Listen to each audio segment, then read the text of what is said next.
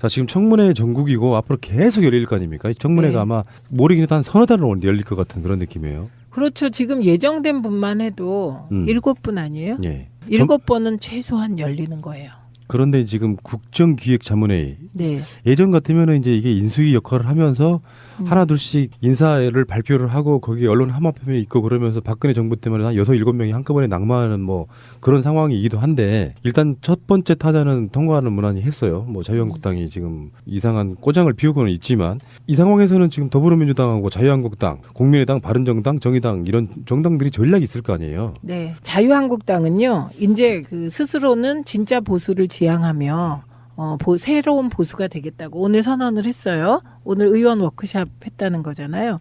그런데 실제로는 강경 보수의 길로 가고 있습니다. 그런데요. 아까 문재인 대통령의 국정수행 지지율이 84%였던 고 갤럽 조사에서 자유한국당 지지율이 8%예요. 이게 이제 자유발목당이라는 새로운 자유발목당 별칭을 얻으셨고요. 발목한국당은 어때요? 왜요? 그러네요. 자유발목당, 발목한국당 다 괜찮고요.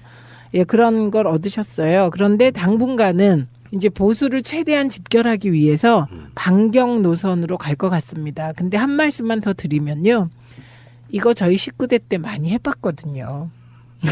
그 본회의 안 들어가고 국회 뭐 안 하겠다 보이콧하고. 근데 이게 국민들께서 그런 강경한 투쟁 모습을 아주 결정적인 순간에 한번 하면 이게 인정을 해주시고 지지를 하는데 이번에 사실 이낙연 총리 내정자에 대해서 그렇게까지 할 사안이라고 국민들은 생각을 안 하셨어요. 왜냐하면 72%가 이거 뭐 별로 문제 안 되니까 빨리 통과시켜라 이런 입장이니까. 그러니까 그 결과로 지지율이 8%로 떨어진 것이다. 그럼 이렇게 되면 어떨까요? 앞으로도 지금 앞으로 이야기 나오겠지만 뭐 김상조건 강경화건 또는 또 다른 분들이건 간에 처음에 이렇게 세게 나가줘야 다음에 그런 식으로 통과시키는 사람 한두 명쯤은 딜용으로라도 그런 용도로 쓰려고 지금 처음부터 세게 나가는 거 아닌가요? 그러니까 과거의 정치 문법에서는 그런 딜이 있었을 겁니다. 그런데 문재인 대통령은 그런 딜 안 하실 거예요. 그리고 그 딜이 맞지도 않잖아요. 예를 들면 이런 거예요. 우리가 예전에 그 전략 짤 때 제가 이제 인사청문회 담당인 것처럼 많이 했거든요. 근데 그때 박지원 대표님이 이렇게 불러 모으셔요. 청문위원들을. 그래서 그때 한꺼번에 뭐 여러 명을 하게 되면 우리가 2명 자르자, 10% 자르자, 20% 자르자 이렇게 얘기를 하세요. 그런데 그때는 워낙 대부분이 다 문제가 있으셨고요. 그리고 위장 전입도 그냥 단순 위장 전입 별로 없어요. 한두 번 한 게 아니고요. 위장 전입을 습관적으로 하셨다거나 그다음에 투기성 위장 전입이었어요. 그게. 그래서 낙마를 시키고 그랬어요. 그런데 문제가 없는데 야당의 체면을 살려주기 위해서 뭐 10%를 자른다든지 이런 건 전 있을 수 없다고 생각하고 그 대통령께서 하신 말씀 중에 이낙연 총리를 빨리 내정한 게 국정을 빨리 정상화시키려고 그랬는데 이게 뜻대로 안 돼서 허탈한 면이 있다고 하시면서 정치화됐다는 말을 살짝 끼워 넣으셨거든요. 그날. 근데 그게 그 정치화라는 게 지금 말씀하신 그런 뭐 딜이라든지 이런 흐름, 보도 이런 거 얘기한 거거든요. 그래서 저는 안 맞는다고 생각해요. 근데 제가 봤을 때 어제 나온 이야기로 보면은 바른정당의 국회의원들이 한두 명 빼고는 다 찬성했다는 그래서 분석이 잘못돼 버린 거예요. 국민의당은 다수가 찬성했을 거라고 봤는데 그 숫자로만 넣고 보면 국민의당 반 정도가 반대했다는 이야기밖에 안 되는 거거든요. 근데 그게 누구 말이 사실인지를 모르겠어요. 그러니까 주호영 바른정당 원내대표의 이야기로만 믿는다고 치면 그렇죠. 예. 예. 그렇게 되면 이제 이런 것들이 살짝 기존에 있던 야권, 여권 이런 구분 같은 게 없어지면서 자연스럽게 뭔가 정계 개편이 되지 않을까 이런 생각도 좀 해봐요. 거기에 이런 것도 있어요. 그 바른정당이 8%예요. 지지율이. 똑같네. 예, 정의당도 8%예요. 평준화됐어요 지금. 요 그러면 8% 똑같은 정당을 의석을 다 합친 뒤에 나눴으면 좋겠다. 구분하게 딱 3분의 1씩으로. 그런데 여기서 제가 드리는 말씀은 대구 경북에서 바른정당이 22%로 자유한국당을 앞질렀다는 거예요. 아하, 이거 좋네. 요게 아주 특이점이에요. 물론 이제 민주당이 대구 경북에서 1등했어요. 30몇 %로. 근데 그거는 저는 크게 맞아요. 주목할 만한 수치는 아닌 것 금방 같아요. 변하잖아요. 그런 네, 여론은. 근데 바른정당이 22%를 얻어서 자유한국당을 앞섰다는 건 되게 시사점이 있는 것 같아요. 대선 때 우리가 그런 얘기 많이 했거든요. 유승민이 완주해야 되는 이유가 우리 때문이 아니에요.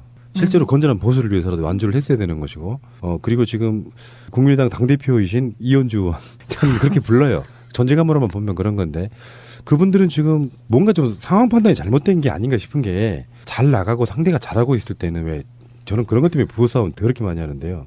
잘할 땐 칭찬 한마디도 안 해. 그리고 못할 때마다 꼬집어서 이야기를 하니까 빈정이 상하는 거예요. 잘하는 사람한테 잘한다고 지금 이야기해주고. 표정이 너무 간절해요. 그러니까 지금 그 호남에서도 지지율이 거의 한 99% 가까운 게 나오고 있는데 그 상황에서도 어긋장 놓고 막 그러고 있으면 그게 도움이 될 거라고 보나요? 왜 그렇게 상황 판단을 못 할까요? 근데 지금 푸나님이 말씀하시는 건 정치를 잘하는 걸 기준으로 상황 판단이 안 된다잖아요. 정치인들의 목표가 다 달라요. 어떤 정치인은 존재감 장렬 그게 목표인 분들도 있으실 것 같아요. 국민의당 당대표 이현주님 참고하시기 바랍니다. 그러면 뭐 이낙연 이후에 지금 방송은 오늘은 김상조 공정거래위원장의 청문회가 있었고요. 그리고 이제 언론의 평들은 그런 거예요. 뭐 문재인 대통령 생각이랑 상관없이 김상조, 강경화는 기필코 낙마시킨다. 뭐 이렇게 벼르고 있는 것처럼 이야기를 하고 있고. 근데 지금 앞으로 이후에 벌어질 것들이 지금 당장 오늘 김상조 공정거래위원장 청문회가 있었고요. 다음에 6월 7일 날은 김동연 경제부총리 겸 기획재정부 장관. 같은 날 강경화 외교부 장관 이렇게 계속 연속될 거거든요. 네, 네. 근데 이제 김동연 경제부총리에 대해서는 뭐 특별한 뭔가 하자가 없고 워낙에 그 미담 저희들이 네. 파팜이라고 불렀을 정도로 그냥 무난한 통과가 예상이 되고 그러면 네. 오늘 김상조 공정거래위원장하고 다음 주에 있을 강경화 외교부 장관 둘 중에 하나는 기필코 떨어뜨린다는 게 일반적으로 나오는 그 어떤 전망들이지 않습니까? 그게 기필코 떨어뜨린 다 하지. 그걸 뭐 전망으로 떨어질 거다 이건 또 아닌 것 그러니까 같아요. 이런 건 있어요. 언론들이 그렇게 또는 자유한국당 같은 부류들이 이렇게 가이드라인을 만들어 놓으면 네. 자연스럽게 그게 인식 속에 박혀가지고 한 명이라도 떨어지는 게 당연하다고 느끼면 우리들이 받는 일반적인 충격이 좀 덜하다는 게 저는 그걸 문제로 지적하고 싶은 거예요. 그게 이제 예전에는 그렇게 됐죠. 예전에는 언론이 막 그 김상조 후보자는 18가지의 문제가 있다 이렇게 떠들면 그게 이제 신문하고 방송이 그렇게 보도를 하면 그게 그냥 사실로 굳었잖아요. 그런데 청문회가 진짜 좋은 것 같아요. TV 오늘 청문회 나오는 거 TV 시청률이 엄청 높아요. 그거 다 보시면 어머 그럼 지금까지 우리가 그 그렇죠. 사실이 아닌 거 속았다는 거야 이렇게 되는 거고요. 예, 근데 제가 좀 아쉬웠던 점은 이게 그 민주당 정부잖아요. 문재인 정부가. 그러니까 문재인 정부의 내각은 민주당 사람들인 거잖아요. 이제. 그런데 청와대가 나서서 적극적으로 옹호하기는 어려워요. 당에서 문제제기가 될 때마다 반박해주고 막 해야 되는데 그 부분이 약했다는 거. 그래서 이번에 반면교사로 삼아서 그 시스템을 다시 꾸려야 된다. 제가 이렇게 생각하고 있고요. 오늘 김상조 후보자 정말 눈물 날 정도로 진짜 간절하게 하셨어요. 네. 저도 그 처음에 모두 발언할 때부터 네, 막 모두 발언은 그것이 대통령 취임식 같은 그런 느낌이었어요. 그러니까 너무나 당연한 이야기를 네. 공적인 자리에서 그렇게 오랜만에 들어본 것 같은 그런 느낌이었고.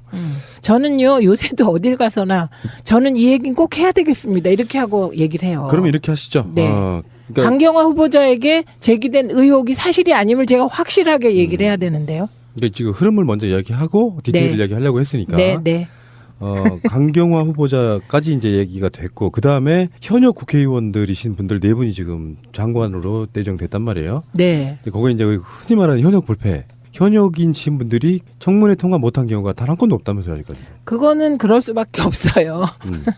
국회의원들 내부적으로는 그게 굉장히 우호적인 게 그런 분위기가 있나 그 보죠. 우호적인 거보다는 저는 이제 그거보다는 국회의원들은요 출마할 때마다 검증받아요. 그리고 조금만 문제가 되면 특별한 경우가 아니면 특히 우리가 야당 10년 했어요. 야당 의원은 비리가 있으면 그냥 아웃이에요. 그래서 자기 관리를 잘할 수밖에 없어요. 그래서 이제 정권 말기에 가면 현역 의원하고 관료들을 많이 쓰게 되는 이유가 그런 이유예요. 어쨌건 그렇게 돼서 지금 김현미, 도정환, 김영춘, 김부겸 이렇게 네. 올라가셨는데 이분들은 의원님 생각에도 별로 큰 문제 없을 것이다라고 예측 한번 해보는 거고요. 네, 반전도 네. 없을 거예요. 그러면 지금 키는 앞으로 계속해서 장관 후보자들이 나올 거 아닙니까? 이분들 네, 말고도 네. 현역에서 더 나올 수 있다고 보세요? 그 부분은? 그럴 것 같은데요. 네. 이유는요? 그 일단은 저희가 생각하기에 어떤 자리는 저분이 했으면 좋겠다 이런 자리가 있어요. 그러니까 그분들이 될 것 같아요. 아하. 몇 개는 더. 그러면 원외이면서 굉장히 그 명석한 두뇌라고 추앙받고 있는 그 분 있어요. 남양주에 계시는 그분. 그분은 날아가셨어요. 왜요? 그 이유가 뭐냐? 그분은 또 자리가 딱 하나가 정해져 있어서 모두가 그 자리로 갈 거라고 생각했는데 법이 그분을 거부해요. 그 법 누가 만들었어요? 그 법을 그분이 안 만드셨어요. 삐처리 해드릴까요? 그래서 어떤 분은 그분을 염두에 두고 못하도록 누군가 만들었다 이런 얘기까지 돌았어요. 저는 비슷한 자리가 또 하나 있다고 보는데 연관성 있는 부처가 하나 있다고 보는데 없어요. 뭐 미창과부 같은 거. 그분은 거기는 좀 안 맞죠.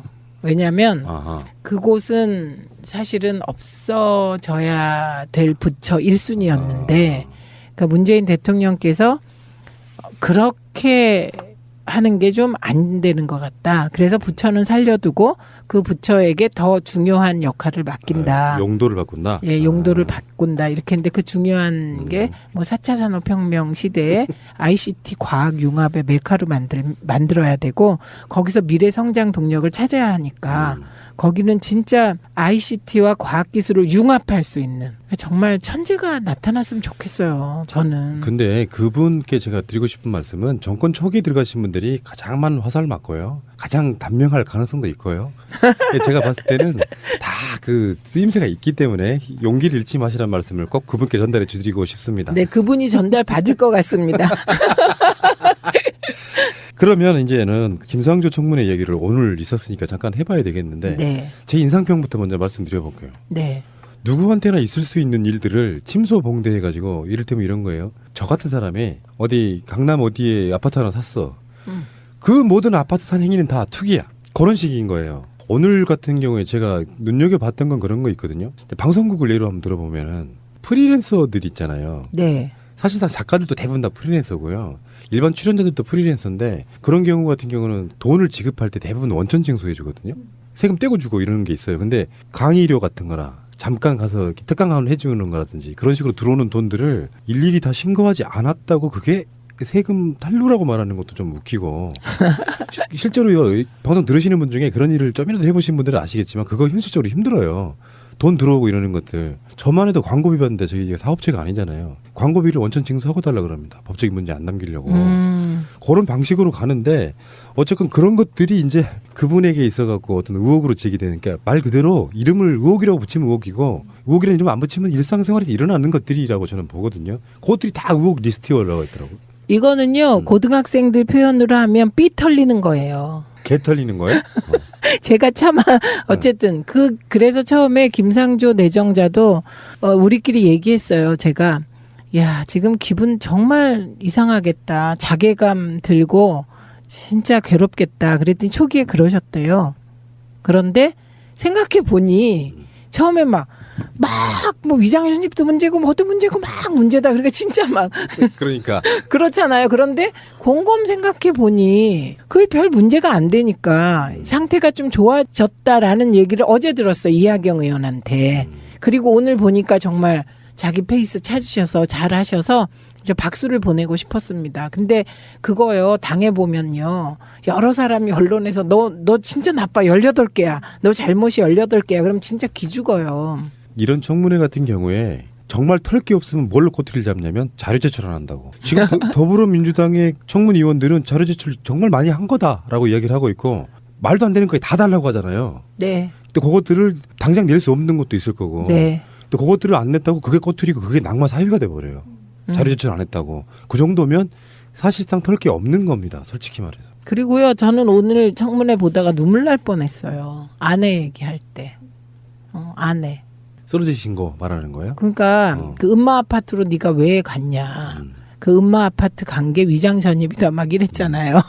그런데 그거에 대해서 얘기하는데 눈물 날라 그러더라고. 그러니까 영국에 안식년 다녀와서 처가 길거리에서 쓰러져서 대장암 2기 말이라는 진단을 받았고 수술한 병원이 강남의 모 대학병원이었고 거기 치료를 위해서 음마 아파트로 가게 된 거다. 그거 저 이해해요. 엄마가 저도 강남 성모병원에 입원하셨는데 언니 집에 가 계셨거든요. 저희 집은 남양주니까 그 엄마가 언니 집에 2달을 가 계셨어요. 그 통원 치료하기가 가까워서 남양주에서 왔다 갔다 하면 혹시 왔다 갔다 하다 차 막혀서 일 생길까 봐. 그래갖고 이 얘기까지 했어요. 그런데 전세 계약서가 없으니까 너 문제다 이렇게 얘기를 하니 아파트 관리비 낸 거 한 거 은행 기록 내. 아 이건 진짜 말이 안 돼요. 이게 장인 장모가 2002년도에서 오시고 또 2004년도에 오시고 또 2005년도에 전출을 가셨는데 네네.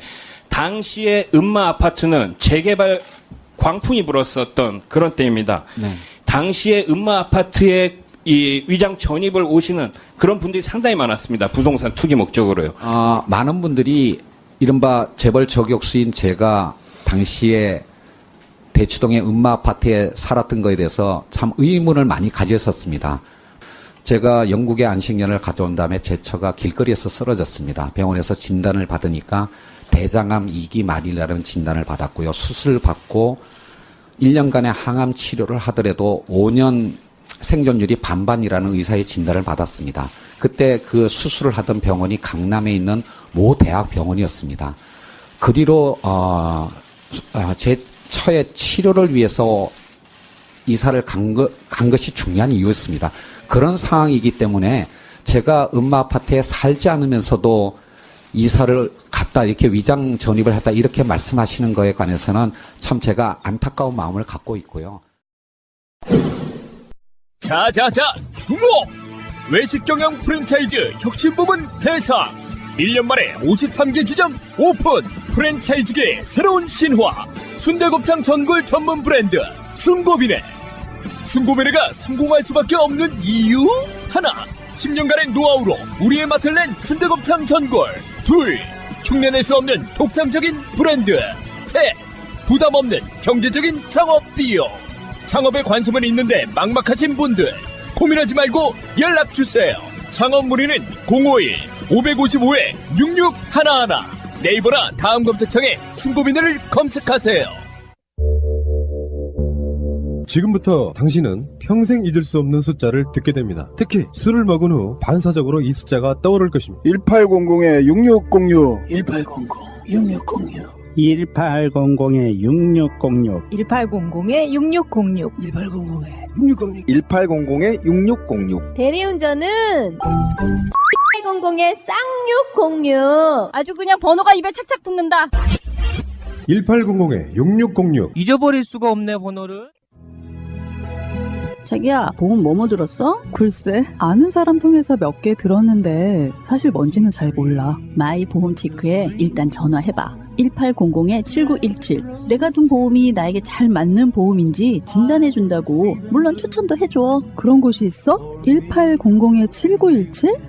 나도 그곳에서 진단받고 나에게 꼭 맞는 보험으로 갈아탔지. 아무 보험이나 대충 가입할 것이 아니라 나에게 맞는 보험, 이게 중요하지. 1800-7917 주소창에 한글로 my보험체크.com을 쳐보세요. 보험은 좋은 것입니다. 필요 없는 보험을 상세한 설계 없이 가입하는 것이 나쁜 것입니다. 우리 꽃님이 역시 똑똑해. 마이보험 체크에서 함께 일하실 분들을 모집합니다. What a wonderful world. 자, 지금 청문회 전국이고 앞으로 계속 열릴 거 아닙니까? 청문회가 네. 아마 모르긴 해도 한 서너 달은 열릴 것 같은 그런 느낌이에요. 그렇죠. 지금 예정된 분만 해도 7분 아니에요? 예. 7번은 최소한 열리는 거예요. 그런데 지금 국정기획자문회의 네. 예전 같으면은 이제 이게 인수위 역할을 하면서 하나둘씩 인사를 발표를 하고 거기에 언론 함합함이 있고 그러면서 박근혜 정부 때문에 한 6-7명이 한꺼번에 낙마하는 뭐 그런 상황이기도 한데 일단 첫 번째 타자는 통과하는 무난히 했어요. 뭐 자유한국당이 지금 이상한 꼬장을 피우고는 있지만 이 상황에서는 지금 더불어민주당하고 자유한국당, 국민의당, 바른정당, 정의당 이런 정당들이 전략이 있을 거 아니에요. 네. 자유한국당은요. 이제 그 스스로는 진짜 보수를 지향하며 새로운 보수가 되겠다고 오늘 선언을 했어요. 오늘 의원 워크샵 했다는 거잖아요.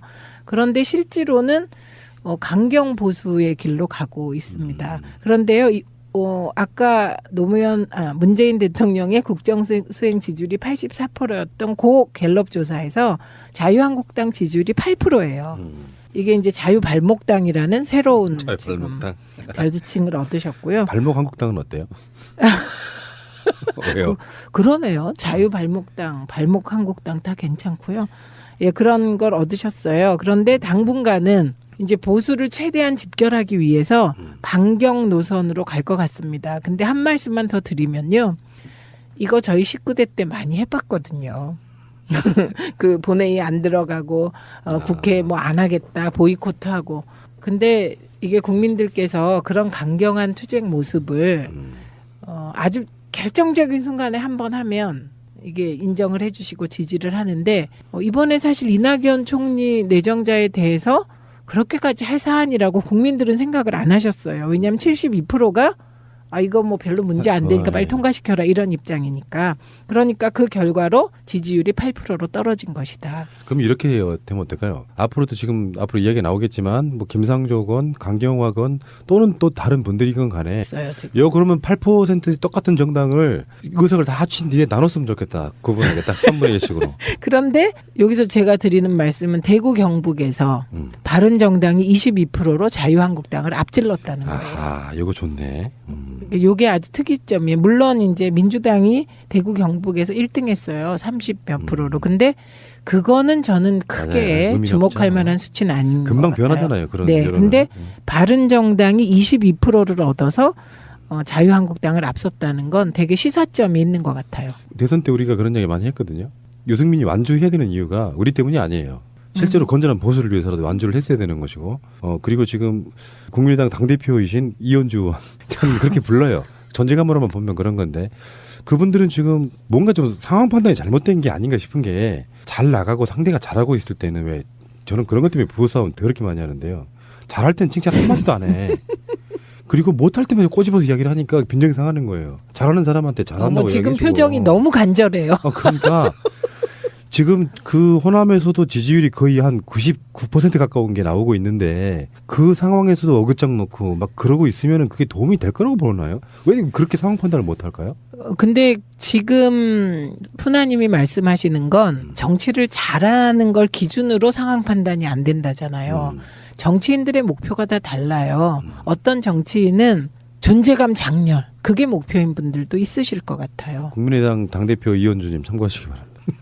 그러면 뭐 이낙연 이후에 지금 방송은 오늘은 김상조 공정거래위원장의 청문회가 있었고요. 그리고 이제 언론의 평들은 그런 거예요. 뭐 문재인 대통령 생각이랑 상관없이 김상조, 강경화는 기필코 낙마시킨다. 뭐 이렇게 벼르고 있는 것처럼 이야기를 하고 있고. 근데 지금 앞으로 이후에 벌어질 것들이 지금 당장 오늘 김상조 공정거래위원장 청문회가 있었고요. 다음에 6월 7일 날은 김동연 경제부총리 겸 기획재정부 장관. 같은 날 강경화 외교부 장관 이렇게 계속 연속될 거거든요. 네. 근데 이제 김동연 경제부총리에 대해서는 뭐 특별한 뭔가 하자가 없고 워낙에 그 미담 저희들이 팝팜이라고 불렀을 정도로 그냥 무난한 통과가 예상이 되고 그러면 오늘 김상조 공정거래위원장하고 다음 주에 있을 강경화 외교부 장관 둘 중에 하나는 기필코 떨어뜨린다는 게 일반적으로 나오는 그 어떤 전망들이지 않습니까? 그게 기필코 떨어뜨린 다 하지. 그걸 뭐 전망으로 떨어질 거다 이건 또 아닌 것 같아요. 그러니까 이런 건 있어요. 언론들이 그렇게 또는 자유한국당 같은 부류들이 이렇게 가이드라인을 만들어 놓으면 자연스럽게 그게 인식 속에 박혀가지고 한 명이라도 떨어지는 게 당연하다고 느끼면 우리들이 받는 일반적인 충격이 좀 덜하다는 게 저는 그걸 문제로 지적하고 싶은 거예요. 그게 이제 예전에는 그렇게 됐죠. 예전에는 언론이 막 그 김상조 후보자는 18가지의 문제가 있다 이렇게 떠들면 그게 이제 신문하고 방송이 그렇게 보도를 하면 그게 그냥 사실로 굳었잖아요. 그런데 청문회가 진짜 좋은 것 같아요. TV 오늘 청문회 나오는 거 TV 시청률이 엄청 높아요. 그거 다 보시면 어머 그럼 지금까지 우리가 그 그렇죠. 사실이 아닌 거 속았다는 거야 이렇게 되는 거고요. 예, 근데 제가 좀 아쉬웠던 점은 이게 그 민주당 정부잖아요. 문재인 정부가. 그러니까 문재인 정부의 내각은 민주당 사람들인 거잖아요. 이제. 그런데 청와대가 나서서 적극적으로 옹호하기는 어려워요. 당에서 문제제기가 될 때마다 반박해주고 막 해야 되는데 그 부분이 약했다는 거. 그래서 이번에 반면교사로 삼아서 그 시스템을 다시 꾸려야 된다. 제가 이렇게 생각하고 있고요. 오늘 김상조 후보자 정말 눈물 날 정도로 진짜 간절하게 하셨어요. 네. 저도 그 처음에 모두 발언할 때부터 막 모두 발언은 그것이 대통령 취임식 같은 그런 느낌이었어요. 그러니까 너무나 당연한 이야기를 공적인 자리에서 그렇게 오랜만에 들어본 것 같은 그런 느낌이었고 저는요 요새도 어딜 가서나 저는 이 얘기는 꼭 해야 되겠습니다. 이렇게 하고 얘기를 해요. 그러면 이렇게 하시죠. 네. 그러니까 강경화 후보자에게 제기된 의혹이 사실이 아님을 제가 확실하게 얘기를 해야 되는데요. 그러니까 지금 흐름을 먼저 이야기하고 디테일을 네. 이야기하려고 했으니까 네, 네. 강경화 후보자까지 이제 얘기가 됐고 그 다음에 현역 국회의원들이시네. 처음에 이렇게 세게 나가줘야 다음에 그런 식으로 통과시키는 사람 한두 명쯤은 딜용으로라도 그런 용도로 쓰려고 지금 처음부터 세게 나가는 거 아닌가요? 그러니까 과거의 정치 문법에서는 그런 딜이 있었을 겁니다. 그런데 문재인 대통령은 그런 딜 안 하실 거예요. 그리고 그 딜이 맞지도 않잖아요. 예를 들면 이런 거예요. 우리가 예전에 그 전략 짤 때 제가 이제 인사청문회 담당인 것처럼 많이 했거든요. 근데 그때 박지원 대표님이 이렇게 불러 모으셔요. 청문위원들을. 그래서 그때 한꺼번에 뭐 여러 명을 하게 되면 우리가 2명 자르자, 10% 자르자, 20% 자르자 이렇게 얘기를 하세요. 그런데 그때는 워낙 대부분이 다 문제가 있으셨고요. 그리고 위장 전입도 그냥 단순 위장 전입 별로 없어요. 한두 번 한 게 아니고요. 위장 전입을 습관적으로 하셨다거나 그다음에 투기성 위장 전입이었어요. 그게. 그래서 낙마를 시키고 그랬어요. 그런데 문제가 없는데 야당의 체면을 살려주기 위해서 뭐 10%를 자른다든지 이런 건 전 있을 수 없다고 생각하고 그 대통령께서 하신 말씀 중에 이낙연 총리를 빨리 내정한 게 국정을 빨리 정상화시키려고 그랬는데 이게 뜻대로 안 돼서 허탈한 면이 있다고 하시면서 정치화됐다는 말을 살짝 끼워 넣으셨거든요. 그날. 근데 그게 그 정치화라는 게 지금 말씀하신 그런 뭐 딜이라든지 이런 흐름, 보도 이런 거 얘기한 거거든요. 그래서 저는 안 맞는다고 생각해요. 근데 제가 봤을 때 어제 나온 이야기로 보면은 바른정당의 국회의원들이 한두 명 빼고는 다 찬성했다는 그래서 분석이 잘못돼 버린 거예요. 국민의당은 다수가 찬성했을 거라고 봤는데 그 숫자로만 넣으면 국민의당 반 정도가 반대했다는 이야기가밖에 안 되는 거거든요. 근데 그게 누구 말이 사실인지 모르겠어요. 그러니까 주호영 바른정당 원내대표의 이야기로만 믿는다고 치면 그렇죠. 예. 예. 그렇게 되면 이제 이런 것들이 살짝 기존에 있던 야권, 여권 이런 구분 같은 게 없어지면서 자연스럽게 뭔가 정계 개편이 되지 않을까 이런 생각도 좀 해봐요. 거기에 이런 것도 있어요. 그 바른정당이 8%예요. 지지율이. 똑같네. 예, 정의당도 8%예요. 평준화됐어요. 분들 네 분이 지금 장관으로 내정됐단 말이에요. 네. 거기에 이제 흔히 말하는 현역 불패. 현역인신 분들이 청문회 통과 못한 경우가 단 한 건도 없다면서요, 아직까지. 그거는 그럴 수밖에 없어요. 국회의원들 내부적으로는 굉장히 우호적인 게 그런 분위기가 있나 그 보죠. 우호적인 거보다는 저는 이제 그거보다는 국회의원들은요 출마할 때마다 검증받아요. 그리고 조금만 문제가 되면 특별한 경우가 아니면 특히 야당 우리가 야당 10년 했어요. 야당 의원은 비리가 있으면 그냥 아웃이에요. 그래서 자기 관리를 잘할 수밖에 없어요. 그래서 이제 정권 말기에 가면 현역 의원하고 관료들을 많이 쓰게 되는 이유가 그런 이유예요. 어쨌건 그렇게 돼서 지금 김현미, 도정환, 김영춘, 김부겸 이렇게 네. 올라가셨는데 이분들은 의원님 생각에도 별로 큰 문제 없을 것이다라고 예측 한번 해보는 거고요. 네, 반전도 네. 없을 거예요. 그러면 지금 키는 앞으로 계속해서 장관 후보자들이 나올 거 아닙니까? 이분들 네, 말고도 네. 현역에서 더 나올 수 있다고 보세요? 그 부분은? 그럴 것 같은데요. 네. 이유는요? 그 일단은 저희가 생각하기에 어떤 자리는 저분이 했으면 좋겠다 이런 자리가 있어요. 그러니까 그분들이 될 것 같아요. 아하.